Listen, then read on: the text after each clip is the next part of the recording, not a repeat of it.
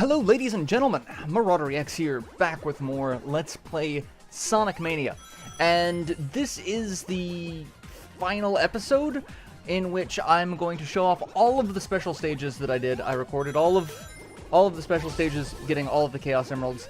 It was a massive pain because there are probably two special stages that just drove me insane.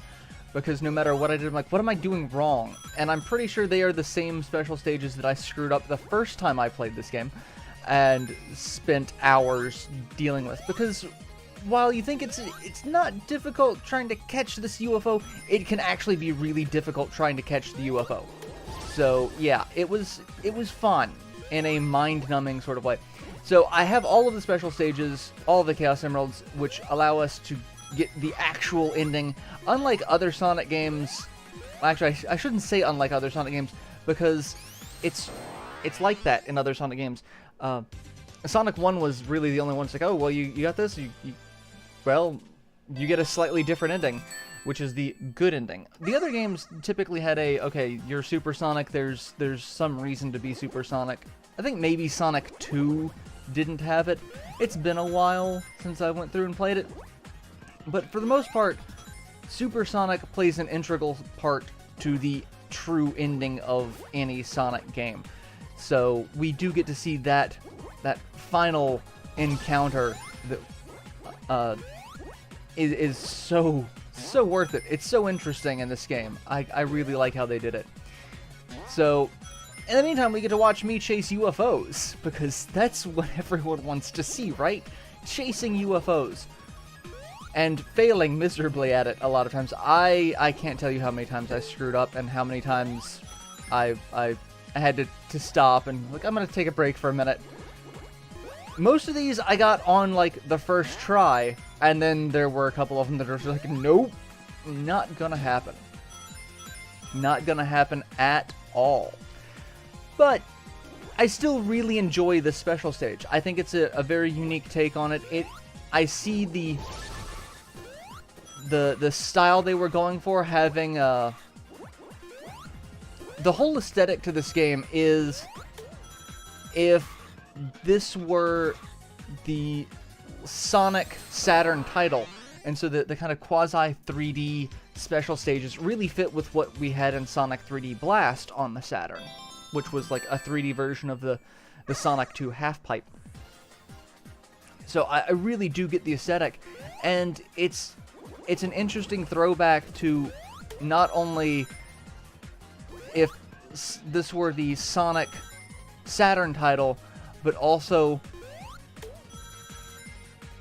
other Sonic games, because the catching the UFOs like this reminds me very much of Sonic CD, which Christian Whitehead also worked on. So there's a lot of Sonic influence in this, which is amazing.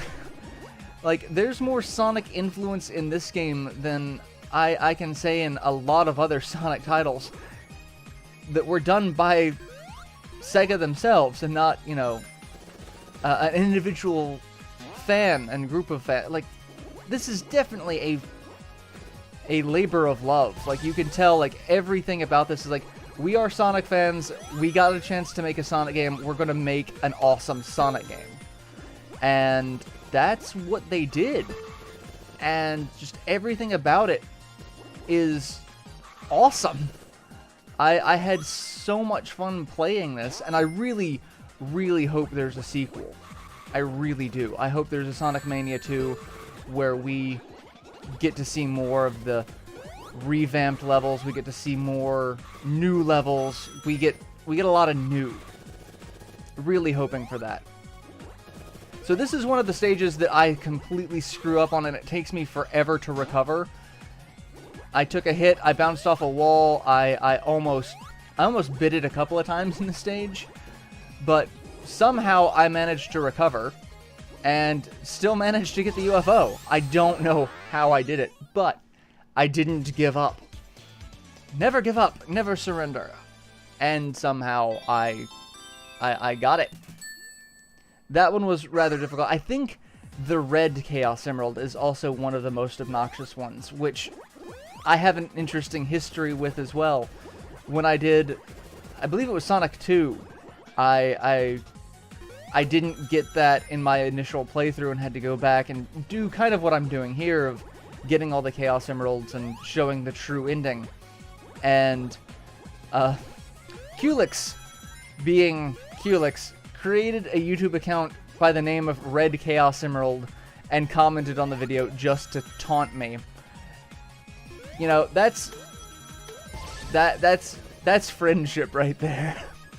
Making a novelty YouTube account just to taunt someone. That's friendship. But so, yeah, the Red Chaos Emerald in that game eluded me in my initial playthrough, and I was taunted for it. I'm pretty sure it's the same case in this game as well. I'm pretty sure the Red Chaos Emerald, I think it's also the last Chaos Emerald that you can get, and it drove me up the wall. But yeah, these special stages can be quite vexing, because you need the speed to catch the emeralds, but then once you get the speed, controlling it is actually quite difficult. Sonic likes to drift, which is funny because there's a game called Sonic Drift.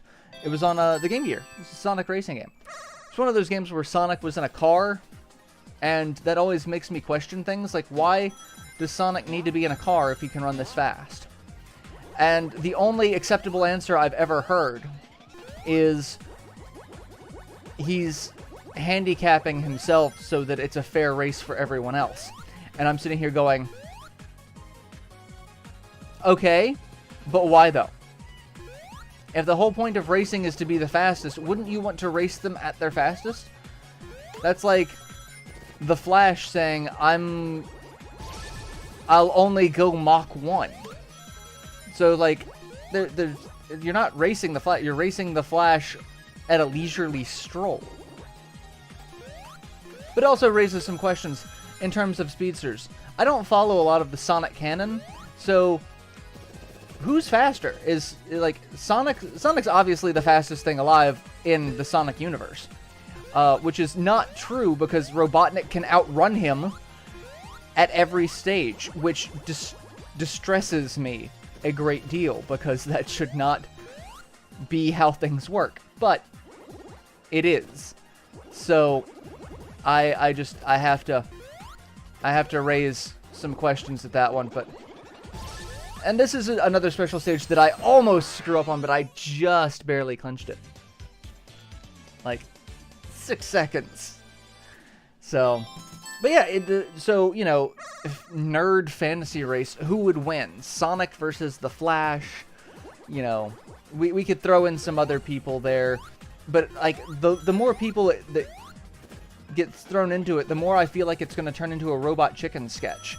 There's that one where they do a parody of Cannonball Run, where they have all of the characters racing. So it's like Adam West's Batman and the Batmobile versus like Eric Estrada from Chips and the guys from Mask, and yeah, and Mario and Luigi from Mario Kart using the blue turtle shell.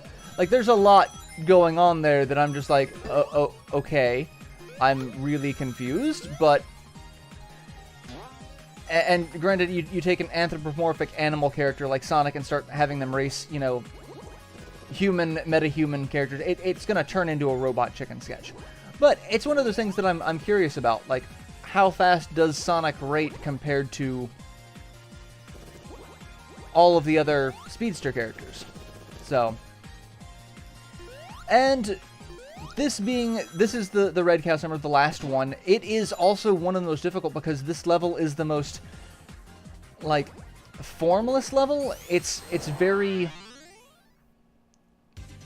large and open compared to a lot of the others, and there are no borders, so you just run right off the edge at any given moment. Other ones have the bouncy border where you can kind of recover. That one, no. Red Chaos Emerald, you're just in the ether. Alright, so we have all of the Chaos Emeralds, and now we have to complete Titanic Monarch. In order to get to the final boss fight and get to the true ending of the game, you have to beat Titanic Monarch again. Even with a completed save file, you have to go back through this level in order to get to the true final zone. The only other way to do that is to use the level select code, which I didn't really want to do. I kind of wanted to do this again. I don't know why I wanted to do this again. I don't really like this. I really dislike the Titanic Monarch boss. I'm not a fan of him. It's the shifting to the other hard-boiled heavies that aggravates me. So, but not the worst final boss fight by any stretch of the imagination. It's just one of those that I wish going through this one I had the lightning shield again, because that really does make this boss kind of a joke. So, but he's not the real final boss, so he can be kind of a joke. So, yeah. And I almost bite it on that one by trying to get too many hits. So, but yes, so this boss, you have to, or for the real final boss, you have to beat this stage over again, which is interesting. I don't remember in any other Sonic games where if you completed everything to go to the final fight, if you had to do a previous fight. I guess you kind of did. I guess Sonic 3 would probably be the only one you really compare it to, which would be Doomsday Zone, where you're flying as Sonic in space trying to catch the Robotnik with the Master Emerald. I don't know if you had to complete the previous zone before doing that. That's something I honestly don't remember. The trivia that I have for this final zone, the name of the zone is Egg Reverie Zone. And Reverie is the idea of a daydream or being lost in one's thoughts, which fits the description of the zone. First extra zone in the Sonic series where a playable character in their super state can run on foot, as opposed to just flying through the air in a side-scrolling level. Space-time is warped, which was an idea inspired by a scrapped final round of Sonic CD called Final Fever. This area is only accessible by Sonic unless you're doing the Knuckles and Knuckles mode, in which case there's a special ending, which I did not know about while recording this. Otherwise, I would have added it to this. But I also don't want to have to play through the entire game again just to see this special zone of Knuckles and Knuckles. So, but this fight, you go supersonic. There's not really a time limit, because as you can see, the timer is just kind of bouncing around. Rings will just start flying in.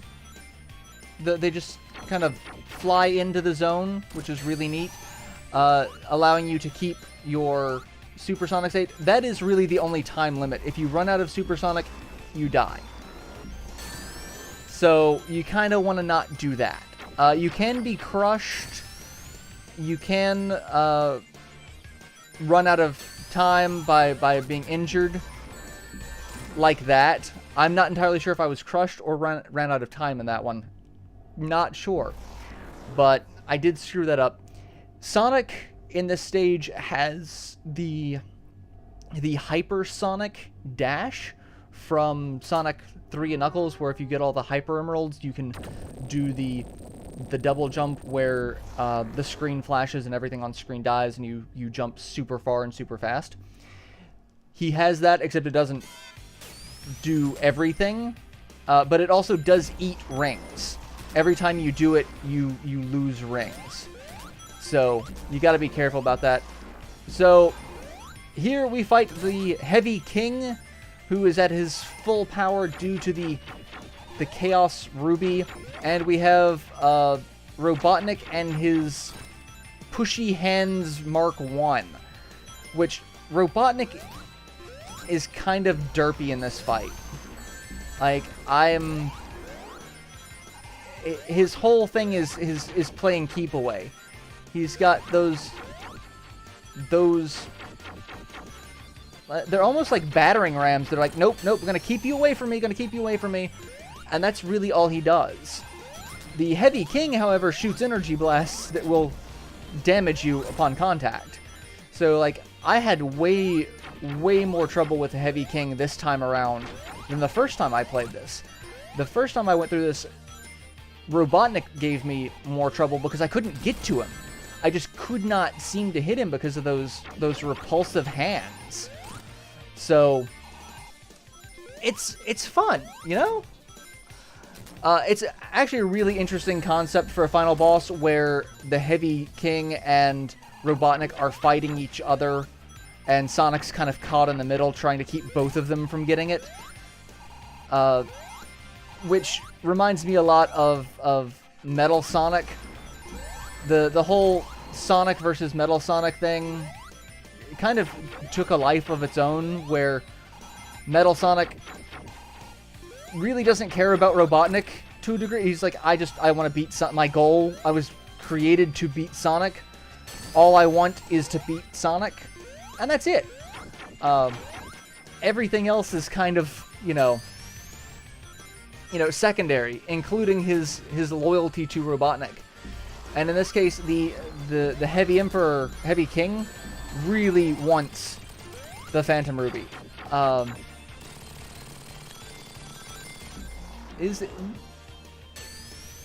Yeah, he's Heavy King.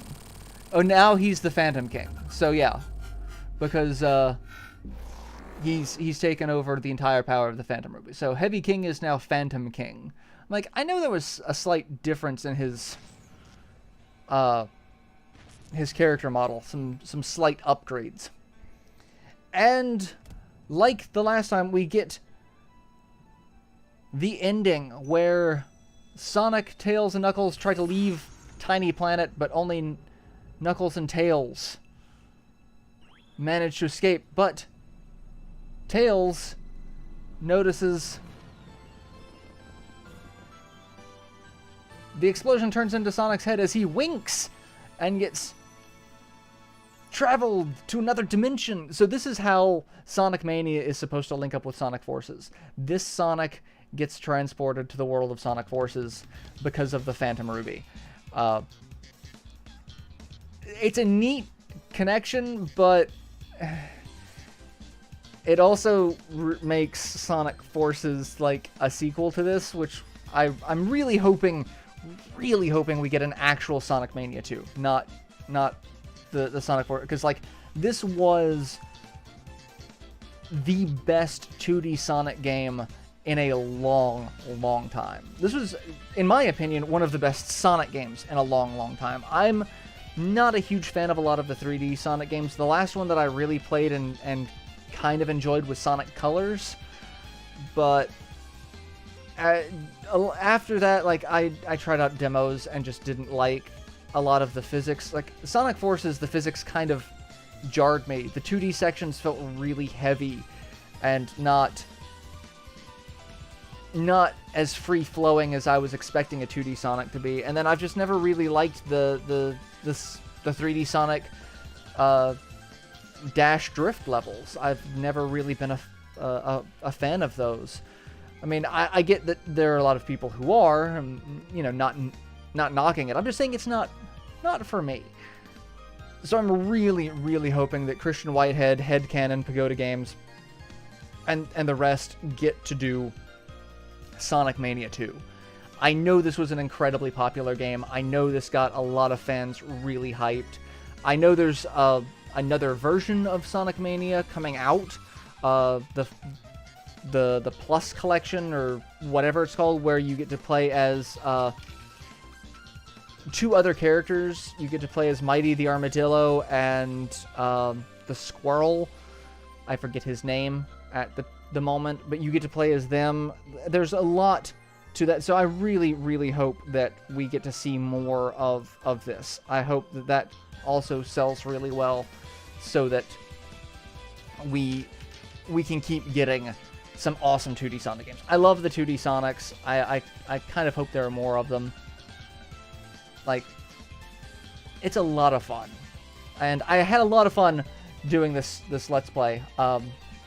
I probably should have done it a little sooner where it was a little more timely, but I had a lot of fun doing it. I really wish there was something I could have done to make it as more comprehensive as I felt like my last Sonic 1 Let's Play was, giving all of the level stats. Hopefully one day someone will go through and chronicle like all of the rings, all of the TVs, what type of TVs, how many giant rings are in each stage, how many checkpoints are in each stage, etc. All the stuff like that, so that, you know, someone else can do a comprehensive LP like I did for Sonic 1. I hope that me just talking about the trivia was entertaining enough. I know after I started recording it, there was a couple of suggestions made that I actually show images of some of the trivia things that I was discussing, and I'm like, yeah, if I had thought to do that, that would have been awesome. And I did think to do that, but I was also concerned that the way I was going to do it was going to be a little too visually overbearing. And then I worked with a friend to come up with some ideas. I'm like, I'm 5 parts into this now, unfortunately, so I don't want to start here, and I don't want to go back. But it's an idea for the future of what I could do. So hopefully just discussing the trivia was entertaining enough. If there should be a next time, I have an idea of how to actually show off the trivia so that it's a little nicer and a little more, you know, comprehensive. So, but I thank all of the viewers and friends and fans and whatnot that helped me with those suggestions, because, yeah, it gave me a lot of ideas for future projects. Because that's one thing that I'm always stuck on, is how to make a video, or how to make a project the best project I can make it. How to make it, you know, how to make it pop, you know? How it's can be interesting to watch, informative, entertaining. I think about that. So, all of the people who helped chime in on that, I thank you all immensely, because it really does mean a lot that you all take the time to give me suggestions and feedback and ideas and, you know, notes. It's always good to have, you know, constructive criticism, because constructive criticism allows you to grow as a content creator. Just general criticism, not so much, which it's the internet, so kind of hard to do. But again, I want to thank everyone who tuned in and watched this. I'm sorry there was a lot of time in between episodes. Especially this last episode, took me a little while to get all of the footage for all of the special stages, and then the final boss, and then edit it all together, and do the voiceover and all that, because all this is post-commentary, if you couldn't tell, because, you know, it's really hard to just jump from one special stage to the next seamlessly like that. There are ways to do it, but I didn't do it. So, but yeah, I want to thank everyone again for tuning into this project, everyone who supported it, everyone who's helped support me throughout this. It really does mean a ton to me. I hope you've enjoyed this Let's Play of Sonic Mania. It's just in time for the new version of Sonic Mania to be right around the corner, so I'm sitting here kicking myself that I waited too long on the original version, and I jumped the gun because there's a new version coming out. I'm just, that's the story of my life, you know. Too late to explore the world, too early to explore the universe. But I hope you all have enjoyed this. I've really enjoyed making this. It was a lot of fun. So I will see you in future projects. Thank you all for your continued support. Till then, later everyone.